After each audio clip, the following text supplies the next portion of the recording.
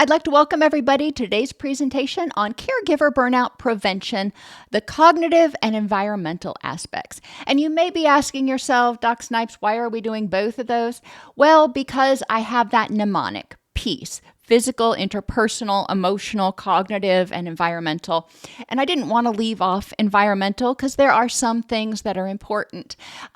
So I wanted to make sure we address all aspects of how caregiving can cause stress and burnout and the effects of that and ways to intervene.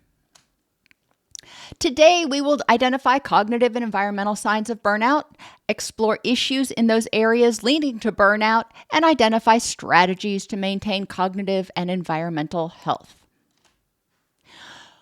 Just a brief overview. If you're talking with caregivers of loved ones, you may be working with somebody who's taking care of their mom or a new parent or a teacher or whatever.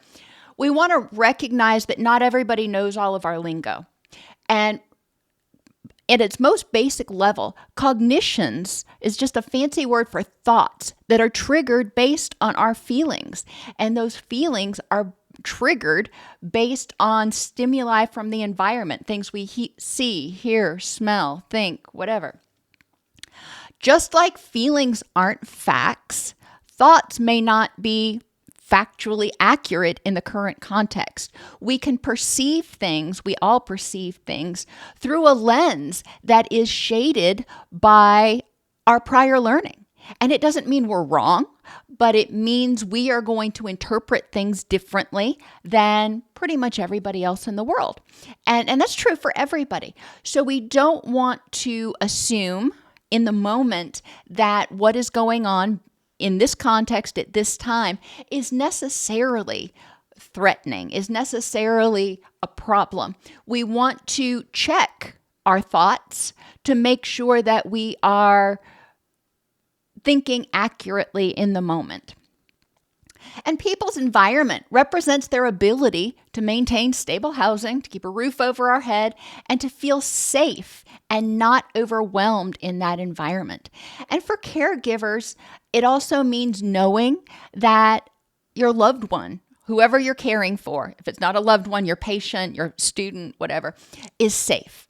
That's part of that environmental safety. If you know that you can take a break for 30 minutes or an hour or go home for the day and it's going to be okay, then it's easier to let your hair down. It's easier to relax than if you're worried that, oh, okay, Johnny was in class today and I'm worried about him because I don't know that he is safe in his home. It doesn't rise to the level of an abuse report or something, but I am worried about Johnny. So that's harder when those environmental stressors are weighing on you.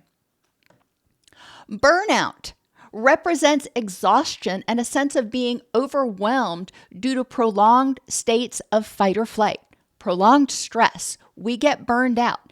And that is a lay term, if you will, for what happens when our nervous system is dysregulated, when our nervous system changes in response to chronic and ongoing stress. So briefly, what do you as a caregiver, all of us are caregivers, I would guess, and whether it's your pets, your kids, your clients, whomever, your parents, what do you as a caregiver think about regularly that triggers your stress response? You're just bebopping along and all of a sudden this thought pops into your head. What is it? And I encourage people to write those things down so they can address those thoughts. Yeah, we don't want to belabor them. We don't want to nurture them and keep these ruminations going. But if there are certain things that pop into our head, then that might be our brain saying, have you remembered to check on this? Have you remembered to check on that? And we can address those things so we don't keep having that recurring thought. When we have that thought, we can say, yep, got it covered. Are you thinking about whatever it is that's causing you stress from the perspective of what can I control in this situation or what can I not control in this situation? And if we're dealing with people with illnesses, with mental or physical illnesses, children, any other human being, you can't control everything. And you can't control when your child gets sick or how quickly they recover. There are things you can do to help it along. There are things that are in your control, like making sure they're getting good rest, etc. But if you focus on the things that are out of your control, then you're going to have this persistent anxiety, persistent stress. And thinking back to the pandemic, a lot of us experienced a lot of this, where whenever we thought about, oh my gosh, is it safe to go out? Is it safe? Am I going to get sick? We were focusing on it from the aspect of it seemed very uncontrollable, instead of thinking about, if I do X, Y, Z, and so on, am I taking steps to significantly reduce the probability that the bad thing will happen? Are you constantly in a state of cognitive overload? And this is true for a lot of caregivers, whether you're a new parent or you are taking care of your parents, you're a new caregiver and you're having to learn about dementia and diabetes management and end-of-life care and all those. It can be overwhelming. There's just so much to learn. And it's important that we recognize that learning, thinking, being takes energy. And cognitive overload is a real thing. And we're going to talk about it later, but we need to be willing to reach out and not expect ourselves to know everything. Juggling is another thing as caregivers we do, and it takes a lot of mental energy. That goes in that executive functioning area of planning. And I'm juggling these things. I've got to get the kids to soccer practice. I've got to get to the grocery store. I've got to make sure that somebody's here to care for mom, blah, blah, blah. How am I going to get this all done? And that requires energy. And then strategizing. And I use this kind of generally. How am I going to handle what's coming up, whether it's an hour from now or 3-4 years from now, but strategizing. What is it that I can do to address this situation and live my most rich and meaningful life while also trying to assist my caregivee in working toward their most rich and meaningful life?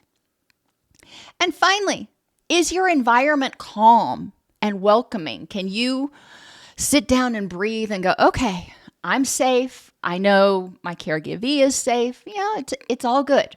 I can take a beat. Or is it chaotic and cluttered? You walk in and there's just people and sounds and it's exhausting.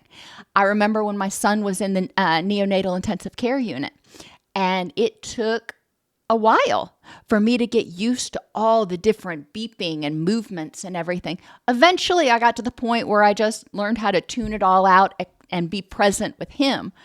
But it was really overwhelming at first. So let's talk about cognitive signs of burnout. And basically, these signs of burnout are your brain has kind of shut off. It says no energy, not computing. You may have, and it usually has to do with executive functioning, memory lapses. You are trying to remember something, and it can be something that you've remembered for 20 years, like your kid's birthday, and you just lose track of time or you forget. Things that you normally would remember, you just forget. Poor attention and concentration. That's another one. When we are in fight or flight, we are trying to get away from the threat, the hungry lion. And our executive functioning, our prefrontal cortex, it's not engaged or not engaged a lot. So attention, concentration, information processing, all the energy we use for those executive functions is being devoted to survival. So we have poor attention and concentration. It is what it is. We need to accept it, and instead of fighting against it, mitigate it. What can I do? Do I need to change my environment so it's not so overstimulating, so there are not things pulling my attention in 6 ways? Do I need to write things down? Do I need to break things into smaller chunks because I can't concentrate for more than a minute? Lack of awareness. And that can mean lack of awareness of what's going on around you, but also lack of awareness of what's going on inside you. We go into autopilot when we're in burnout. We're not introspective.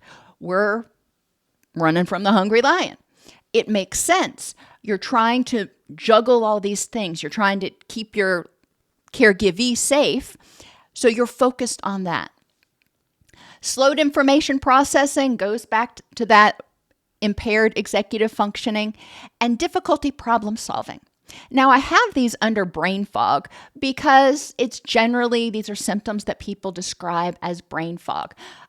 Having difficulty coming up with words, that information processing can be difficult when we are burned out, when we're exhausted. And there's a lot of reasons behind that. One of the reasons, and I know some of you who've been with me for a while are going to roll your eyes, but it's true. One of the reasons is poor sleep. When your stress response is activated, when you can't relax very well, you are going to be more likely to get poor quality sleep. When you get poor quality sleep, you don't clear out the adenosine in your brain. You don't clear out everything and get your brain ready for powering on the next day. And that leads to a sense of brain fog, a sense of fogginess.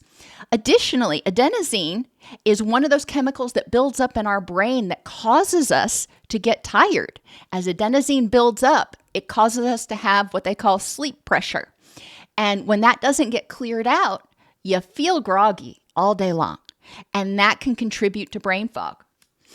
Additionally, when we are getting burned out, because we're in fight or flight, we tend to want to control more. We tend to have more rigid thinking patterns, partly because we're having difficulty thinking of options. It's not something that when you're really stressed out, you're not going to sit back and go, okay, well, I could handle it this way or that way. You're not going to ponder. You're going to try to solve the problem.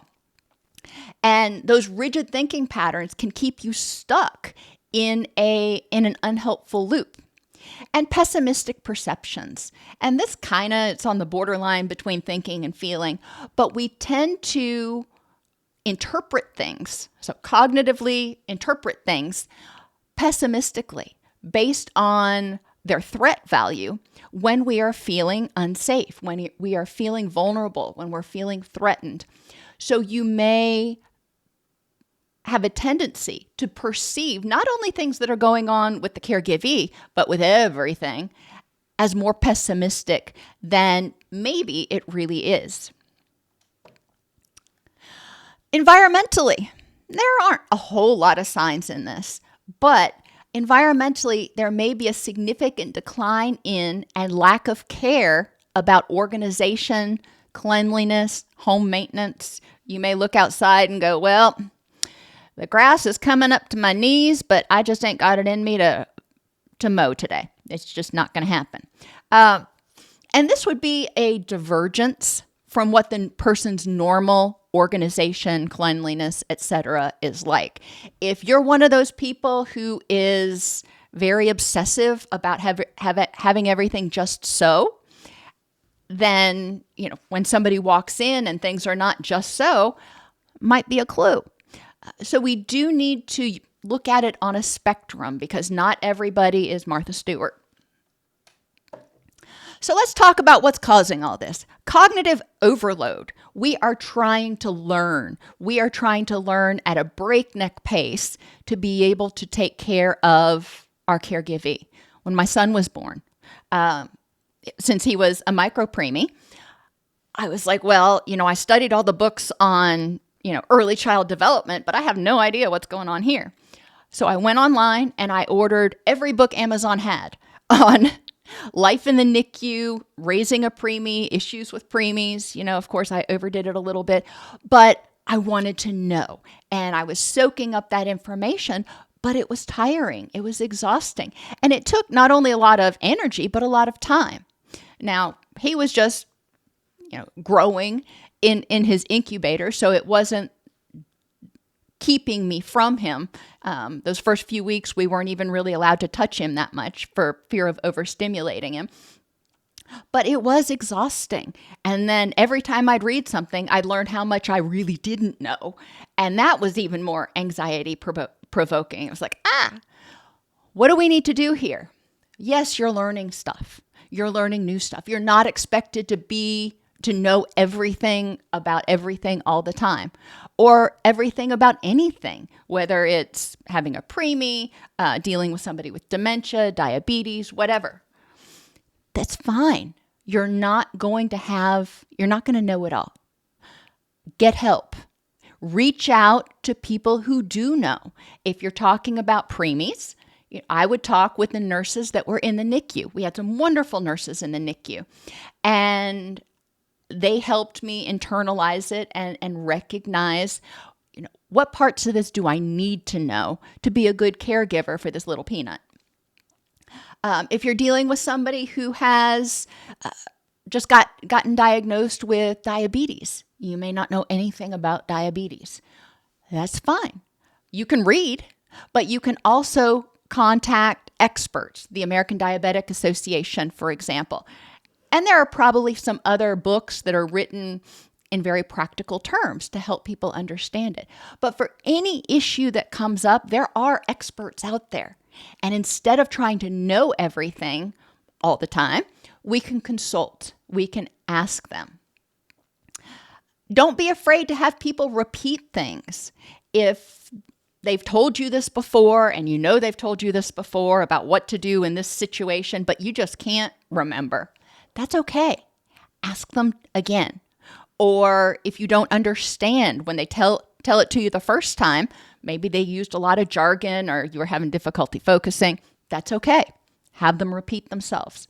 We recognize the people who are not doing the caregiving, who are helping caregivers. We recognize you're under a lot of stress and you're in a pseudo-crisis state. And during those times, we know that your executive functioning isn't going to be on its A game. We will encourage you to write it down, and I will encourage you right now. If you are learning new things, if you are trying to figure out what next, even if you just need to make a list of what do I need to do today, as soon as you write it down, that's one less thing your brain needs to use energy for. In terms of juggling, I have a formula, and I tried every way possible to make a mnemonic with it, and I just couldn't. Identify, eliminate, delegate, simplify, and schedule. Identify everything that you think you need to do. And notice I said you think you need to do. Write it all down, whether it's for today or this week or this month, whatever. Write it all down. Then go back through and eliminate the things that really don't need to be done. Would I like to go out and do some harvesting in my garden this afternoon? I'd love to. But if I don't have the time, that's not a need, that's a want. So I can cross that off. And do I need to do laundry today? No. I still have enough outfits to get me through in the next few days. My husband still has enough outfits to get him through the next few days. I don't need to. Would I like to get it done? Well, sometime in the next couple of days, but it's not a need. And that's where a lot of people get caught up, is they call things needs. They call things musts that really aren't. And my general rule is I ask myself, is significant harm going to come to myself or someone I love if I don't get this done right now, or if I don't get this done in the next 3 days? Paying bills, that's a need, but it may not be something you need to do today. The bills may not be due until, I don't even know what day of the month it is. Bills may not be due till the 15th of next month. So you've got a couple of weeks to get that done. If you've got too much to do today, that's fine. Okay. So eliminate all the things that aren't absolutely necessary. Delegate. From that list, what can you ask other people to help with? whether it's doing dishes or picking up groceries or maybe even get stuff delivered. That's delegation, when instead of going out to the grocery store, you put in your order online and have it delivered. That's excellent. You'd be amazed at how much time you can save when you're not having to drive there, pick everything up, check out, da da da da da. So delegate what you can. Whatever you can't delegate, simplify. And we've talked about this in other classes. Simplify what you can. You can order in pre-made food. Not the healthiest most of the time, but you can do it. You can make casseroles, so you have fewer dishes and maybe you can eat leftovers for a while. You can try to combine things as much as possible. Don't make things more difficult than they need to be. If somebody's having a birthday, normally you would make them a 3-layer cake and blah, blah, blah.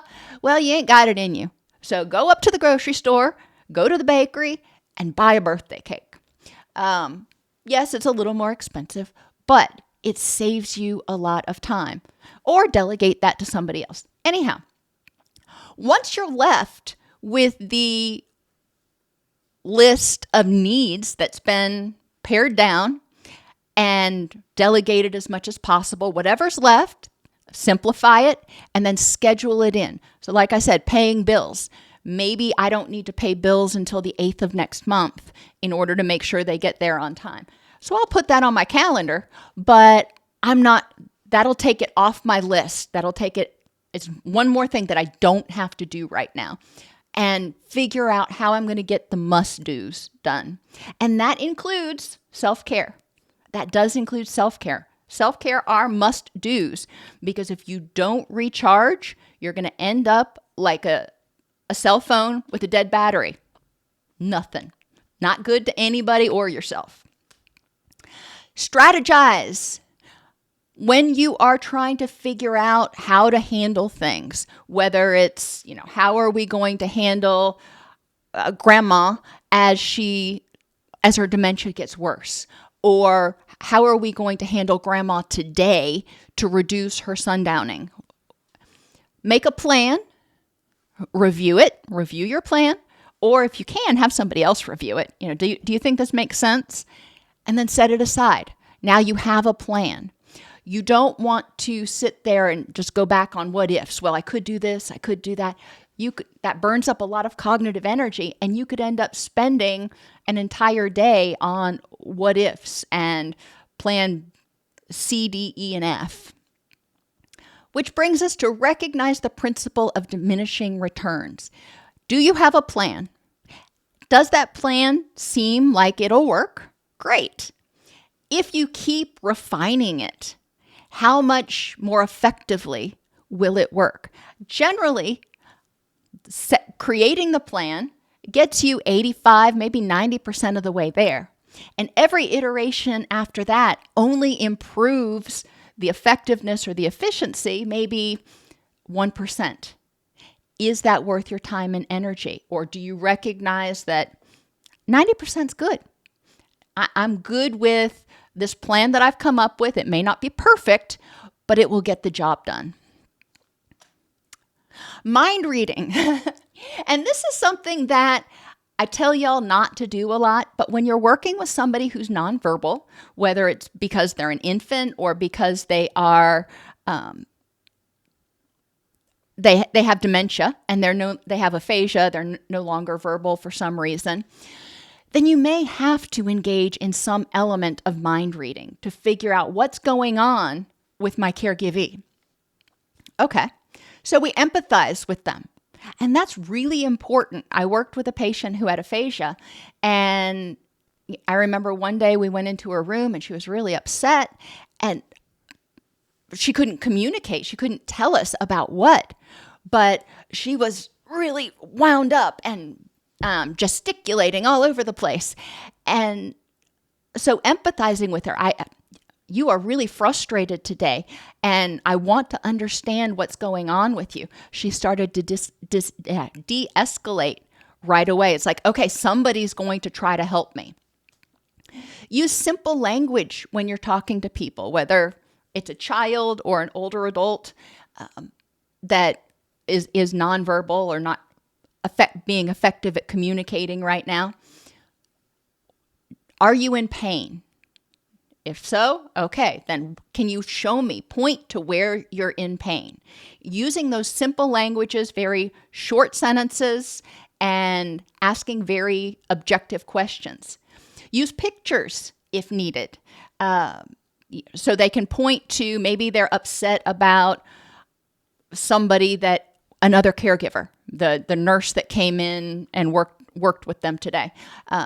Ideally, you have pictures of their different caregivers so they know who's supposed to be there, and you can point to them, or you can point to a picture of, a nurse or the dog or the child, and they can point at, is there somebody that is causing you stress? And they can point to that. So yes, it takes a while, but you're still communicating. And that's true regardless of the age. If the person's not able to effectively articulate what's bothering them, then we need to start asking questions and probing, and to a certain extent, mind reading. If grandma seems to be really irritable today, well, it could be she's just irritable, but I am going to try to think to myself, I wonder, is grandma in pain? What might be going on? And then I'll move into empathizing and then trying to somehow get her to communicate it. If you are experiencing cognitive overload with others, they're coming in here, they're trying to change things up, they're always in your space, it can get exhausting. And again, if you're in the neonatal intensive care unit, even if you have people at home that are trying to help you, you bring the new baby home, and every relative that you haven't seen in 15 years comes by to help, it can feel exhausting and overwhelming because they're, with love, invading your space. And it's like, I can't get a moment to myself. That's fine. Let's empathize with them first. Seek first to understand, then to be understood. That's one of the 7 habits of highly effective people, but it's so true. Let me empathize with what's going on. Why are you here? By coming in and trying to change everything, what is that actually saying? What is that behavior saying? I get the sense that you really love grandma and you want to make sure that she is as happy as possible. And so you're coming in and trying to do these things. And that's great. I'd love to hear your opinions. Let's talk about these things before you start making changes. And then explain to them, I see that you care about her very deeply. And we've got a system here. And I'm totally open to modifying the system, but we need to do it in a meaningful way. For other people, the ones that are verbal, ask what they need, want, or are thinking. If they're sitting over in the back, just being really quiet, my stepfather used to do that. And it took me a long time to get used to it, but he was just a huge introvert. And I would think, maybe he's not happy. Maybe he doesn't want to be here. And my mom's like, no, that's just him. He sits and he observes. That's just the way he is. Okay. So I got used to that. Probably should have asked him directly, but, I recognized that, I don't know what's going on in his mind. And instead of trying to mind read, which led me to the belief that, well, maybe he's not happy, I checked it out. And then work together with other people to synergize and create win-wins. How can we work together so I'm not feeling so overloaded, so we're not fighting each other on planning and things, which just creates more cognitive stuff. Let's put our heads together and come up with a plan. The what ifs can drive you crazy. What if this happens? What if that happens? What if we run out of money before grandma dies? And how are we going to pay her medical bills? What if my kid goes to school and the bus gets into a wreck and what ifs? We could what if ourselves to death. Literally, you could sit there and what if until the cows come home. But we don't know. Those are just possibilities. And a lot of them aren't even very probable, but they're just possibilities out here. So I encourage people when they start what ifing, what if this happens? Focus on what is going on right now? What do I have control over based on the facts in this context at this time? If you're going through, you're taking care of your parents and one of your parents has dementia. Okay. Well, yes, the parent with dementia, that dementia probably will progress. And, you're going to have to make decisions as that happens, but you don't know how quickly it's going to progress. You don't know what tomorrow brings. So focusing on what if can be exhausting. Yes, there is reasonable planning. And I encourage you, if you're working with older adults, to reach out to a life care planner to make sure that you have the basics covered so you feel confident that we're not going to run out of money and not be able to pay for my loved one's medical bills. And honestly, I'll tell you one thing right now. Most people, for some reason, doesn't even occur to them. If you've got medical bills, especially with the hospital, contact the hospital's billing department and say, you know what? I can't pay a $17,000 bill right now. I ain't got it. They'll work out a payment plan with you that is reasonable. And then they're able to write off a certain amount of it at the end of every year as bad debt. Most of the time, hospitals, as long as you're trying to pay, are going to work with you. But anyhow, overgeneralization, jumping to conclusions with insufficient facts. And I know those are two different distortions, but they overlap a lot. If your loved one is in pain, if your loved one is sick, if your loved one is just in a mood, we don't want to jump to conclusions. We don't want to assume. And going back, a lot of us developed a certain amount of health anxiety during the pandemic. So I do go back to that because we're still trying to feel empowered again, I think, in many cases. But every time you get a sniffle, freaking out that, oh my gosh, this must be. Or every time you get a pain in your back, thinking, oh, I must have cancer or something. That is it a possibility? Yes. But is it a probability? No.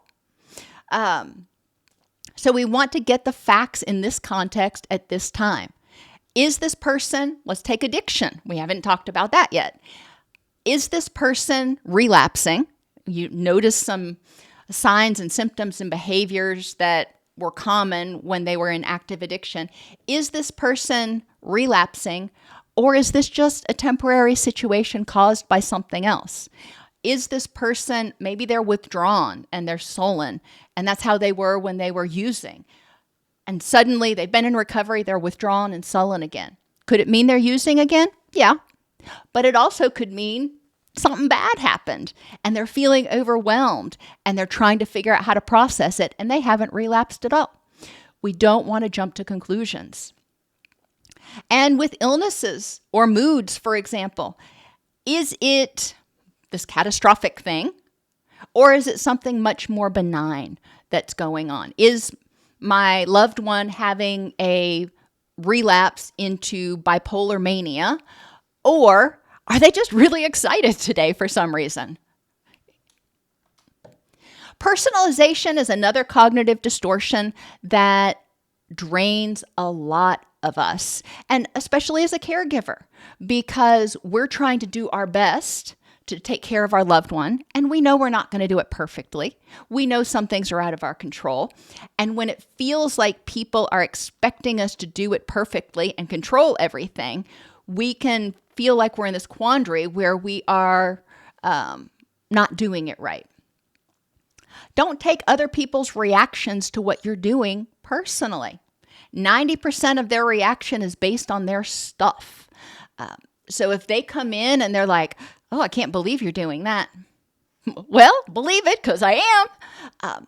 That is their reaction. You may choose sometimes to ask, well, what would you do differently? Or you may choose to let it go and go, I am doing my very best and my caregivee is doing just fine. Thank you very much. So enough. And find 3 alternate explanations for their comments or behaviors. Maybe they came in and they were trying to be helpful, telling you what they believe about how to raise your kids or how to take care of your parents or whatever it is. Okay. Is it that they don't believe you're doing it right? Is it that they aren't competent or confident in you? Or is it that they're trying to be helpful? Or is it that it triggers something? They walked in and they've been through hospice 4 or 5 times with people they love, and your caregivee is in hospice. They walk in and it triggers all those feelings of powerlessness, and then they start wanting to take control. Has nothing to do with you. It has to do with their past traumas coming up. So find alternate explanations that don't have anything to do with you or your effectiveness and move on. And don't internalize differences in approaches as criticisms of you. You are you. How you do something is not the same. You may do something differently than somebody else. That doesn't mean you're wrong. That doesn't mean you're bad. That means the way you're doing it may not be how they're doing it. Or maybe the way you're doing it is wrong. I mean, it can happen, but that's okay. It doesn't mean you're bad. It means, hey, when it comes to changing out or cleaning the insulin pump, it would be better to do it this way. It's not a criticism of you. It's a point of information. Take what's useful, leave the rest, and separate it from who you are. Just because you didn't know that doesn't mean you're a bad person or a bad caregiver. It means you didn't know. And now you have the information and you can choose what to do with it. Planning for how to keep yourself and others safe in the home, hospital, classroom, playground, wherever. I remember when my kids were little, I just constantly stressed out about going to the playground because, especially when there were lots and lots of kids around, if I couldn't constantly see my children.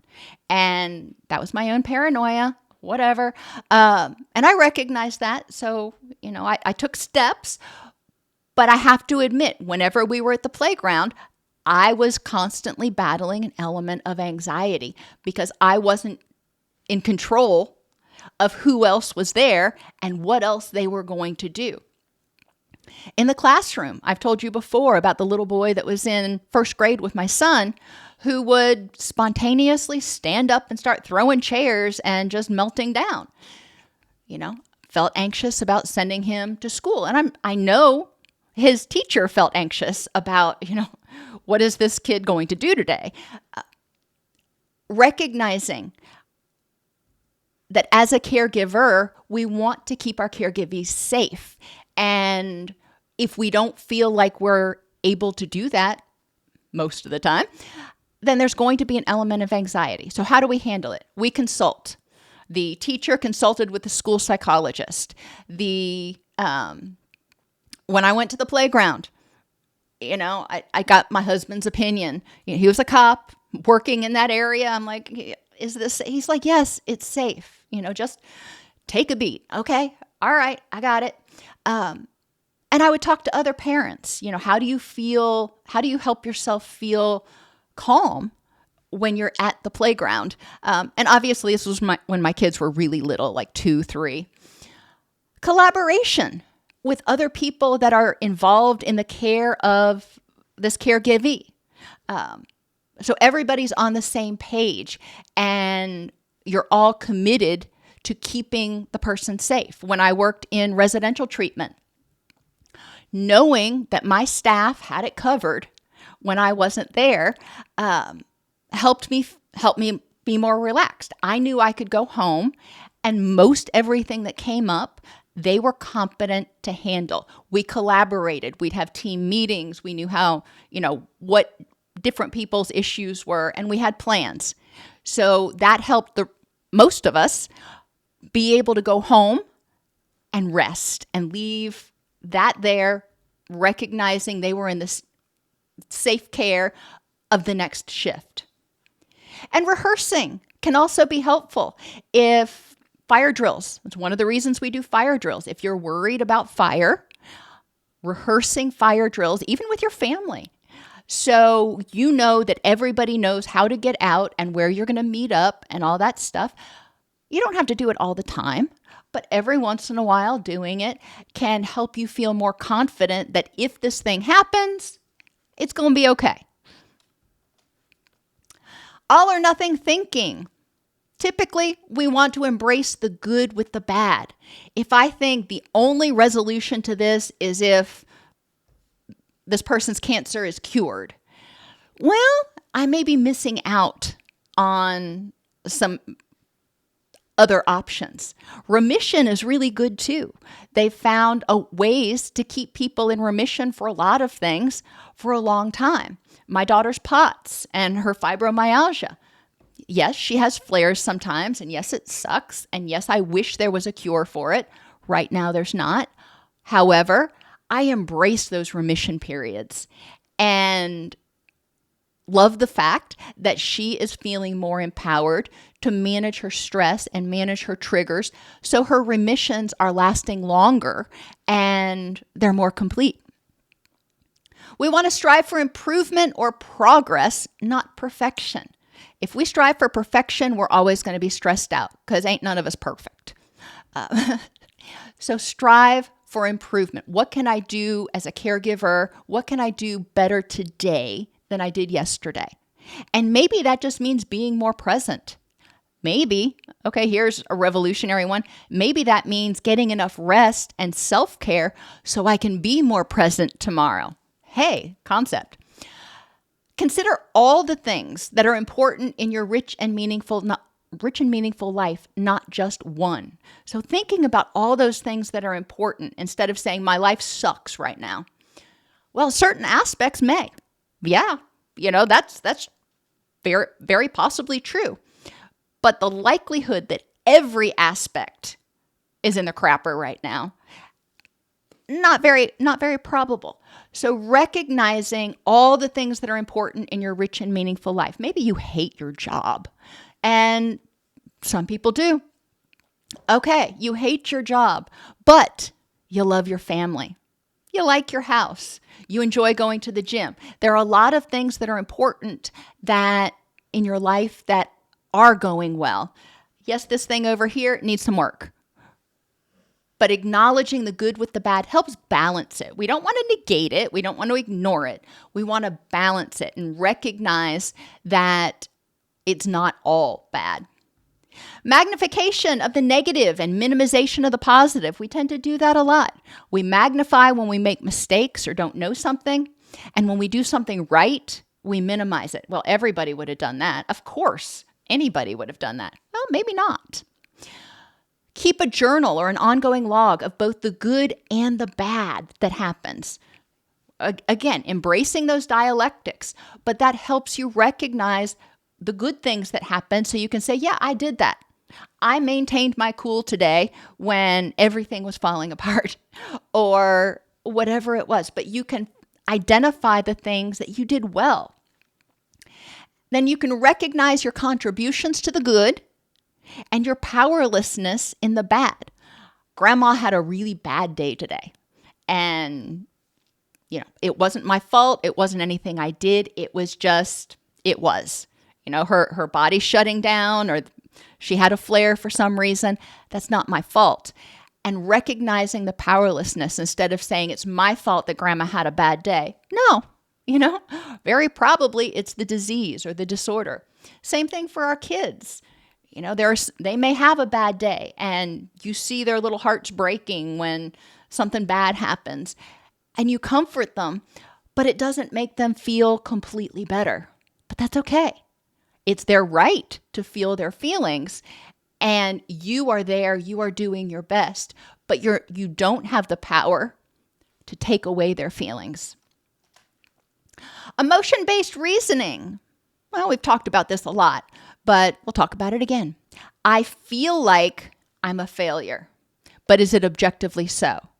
I feel like I can't do this for one more minute. But is that reality? Maybe I can do it, a couple more weeks or something. Yes, I don't want to, but can I? Or I'm afraid that this is going to happen.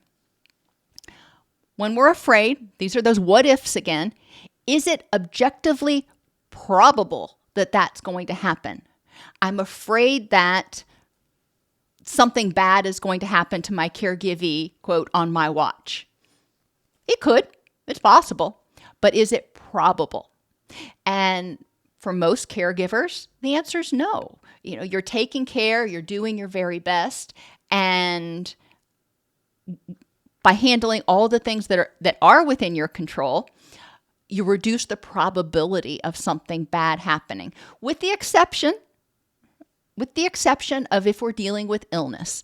Sometimes germs and illness and things just kind of run off on their own, and it's no fault of our own. But we want to look at what's objectively probable. Is worrying about this going to do any good? I'm afraid that Grandpa isn't going to be able to handle it when Grandma passes on because it's clear she's going first. Well, we're going to have to cross that bridge when we come to it. I have no idea how Grandpa is going to handle it. And what is the best way we can use our energy to move towards our rich and meaningful life? My assumption in most cases is that people who are caregivers, that's an important part of their rich and meaningful life. Okay, great. So how can you be the best caregiver you can be? How can you use your energy to nurture not just caregiving, but all the things that are important in your rich and meaningful life so you feel fulfilled? Environmental issues, switched gears on you. Environmental issues. Having people in and out of the house or your business all the time.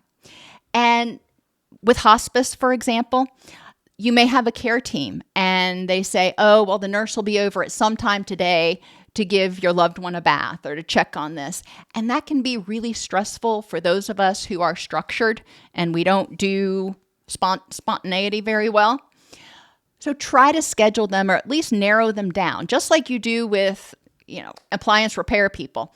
Give me a window of when you think you're going to be here so I can plan my day a little bit. That can be really helpful to reduce unnecessary stress.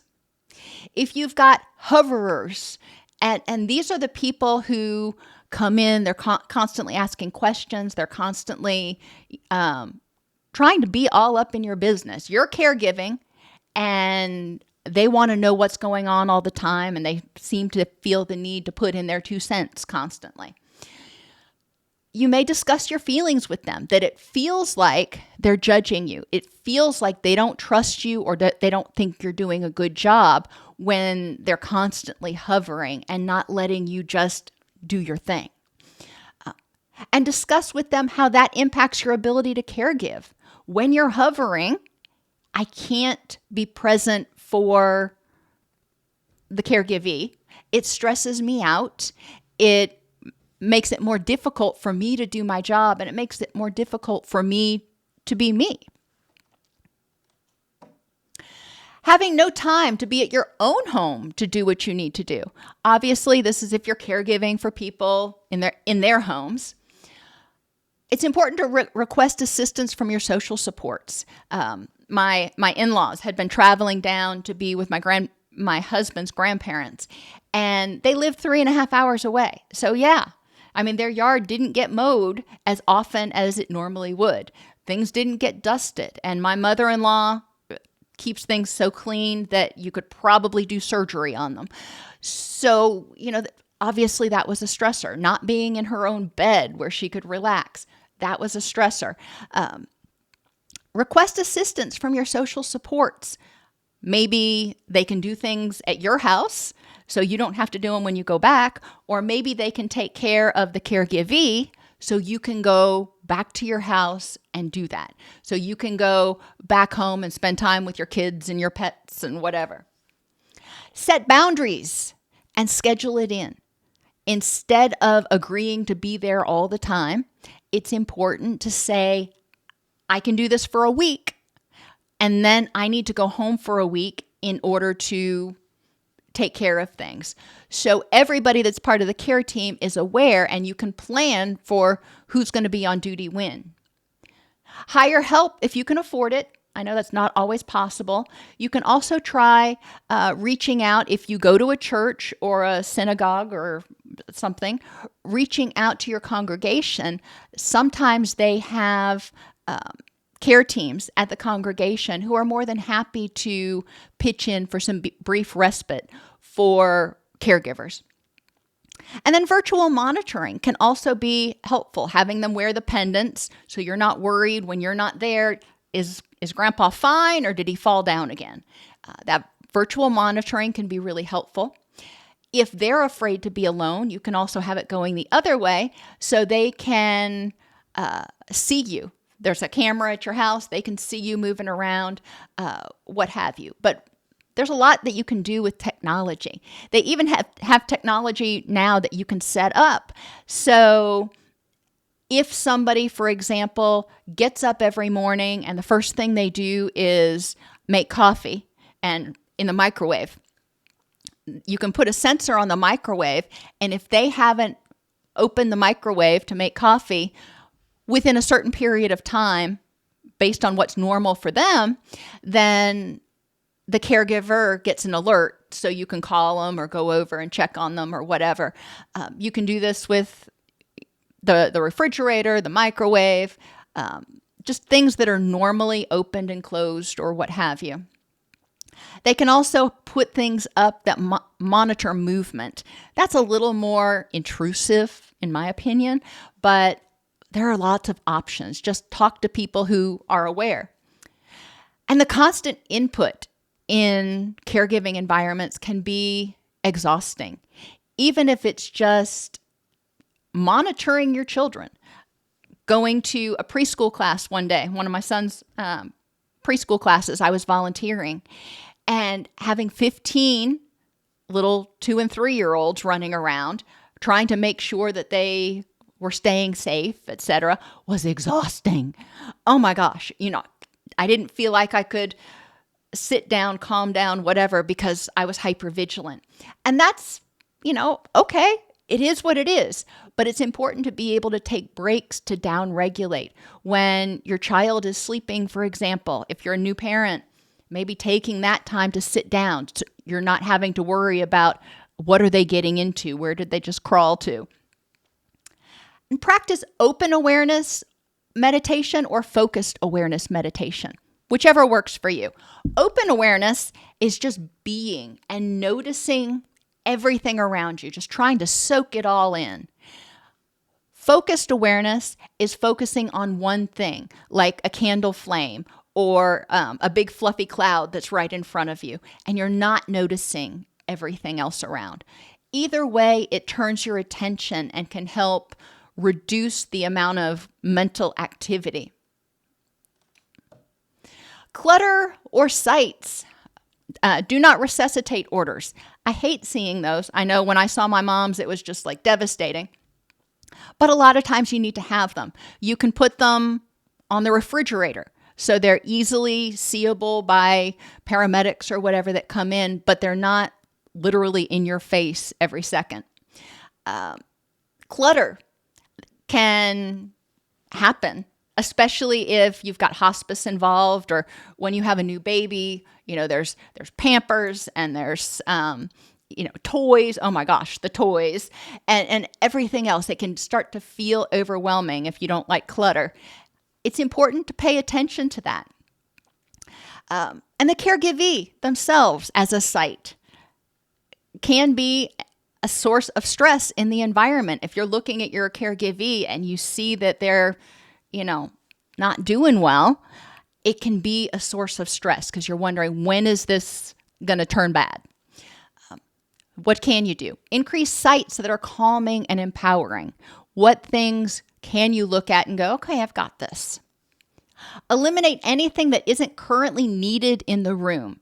In my kids' rooms, we always had bins where the toys would be put. You had the Lego bin and the action figure bin, etc. So I wasn't tripping over things or stepping on Legos in the middle of the night. That can be helpful.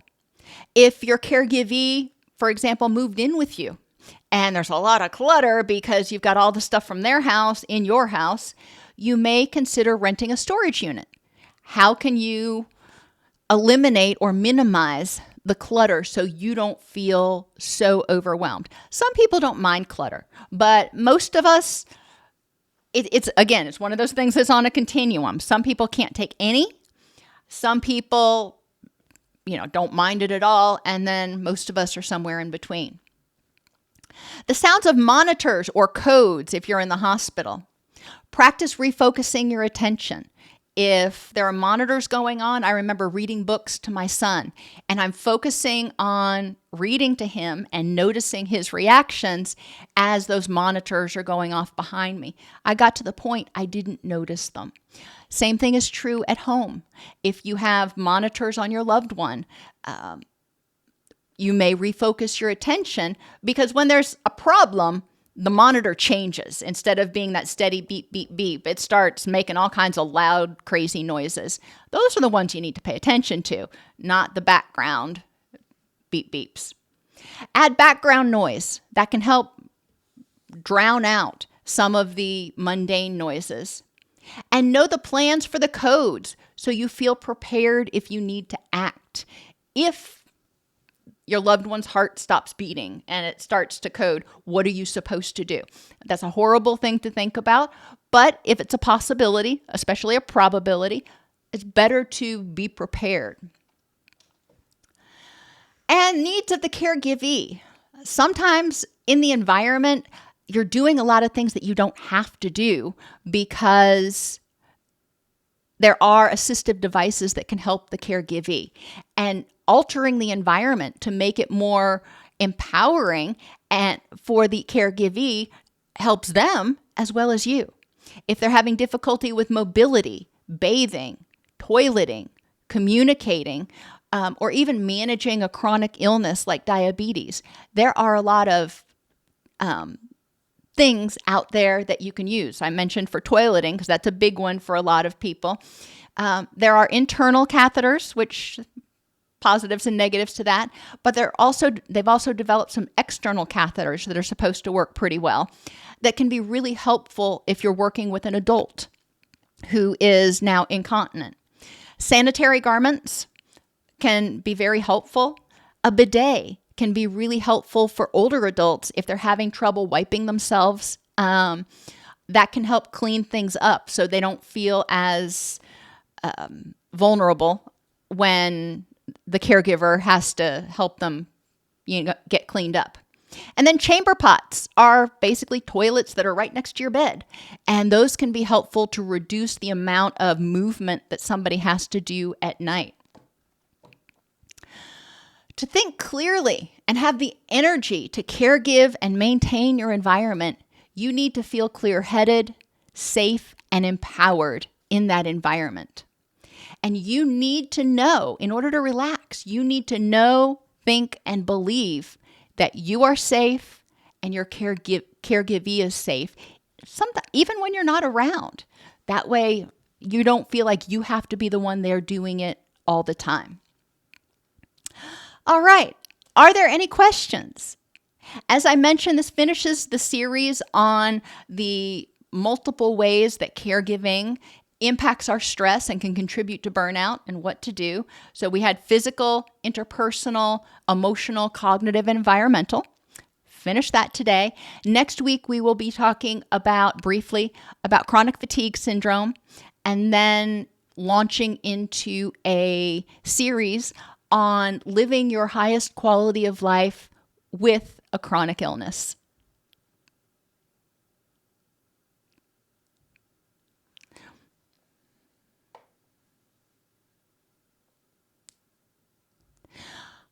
I hear you, Paula. Those nosy, gossipy neighbors can cause a lot of stress in your environment because you're afraid to go outside. And around here, our neighbors aren't really that gossipy, but we have one neighbor who doesn't keep her dogs restrained, and they're not friendly dogs. And so it's always a bit stressful going outside wondering, am I going to get charged by this psycho dog today or not. And y'all know how much I love dogs, but it's a little stressful. And, gossipy neighbors, same thing. You don't want to have to deal with the stress of protecting yourself from them.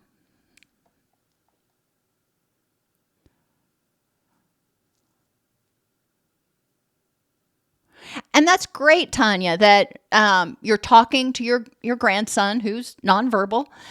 And we can do that with our caregivees. Even if they can't communicate, they understand. Even if they can't understand our words, they understand our tone. If we use a stressed out tone, they're going to get stressed. If you use a calm tone, then they're going to be calmer. Infants don't understand language, but they understand tone. People with certain types of aphasia may not be able to speak or interpret language, but again, they understand tone. They feel our presence. And that can be really helpful. It's also a very trauma-informed approach to narrate what you're doing as you're doing it. And I wish more doctors were trauma-informed. But letting people know, hey, let's go take a bath. All right, mommy will help you get undressed. And so put your arms up so we can take your shirt off over your head. Just telling them.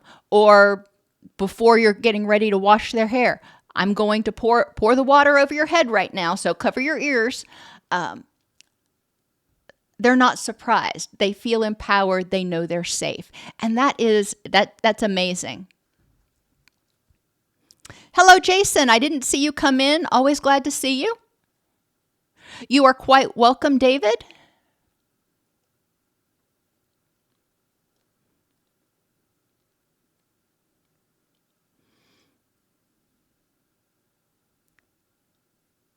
That is wonderful, Tanya, that you are able to help with your grandson who has autism. And yeah, it's exhausting. And sometimes he may have stemming episodes that you don't exactly know what triggered them. And that's okay. It doesn't mean that you did anything wrong. And not that you said that you had any question, but for other people who are taking care of loved ones, I think it's really important to recognize that sometimes another person's just having a minute. And it could be pain, it could be distress, it could be frustration. We don't know. We can get into that. But just letting them know that, hey, I'm here. I'm here to keep you safe. And I will help you through this goes a long way. Thank you, everybody, for being here, and I will see you next Wednesday.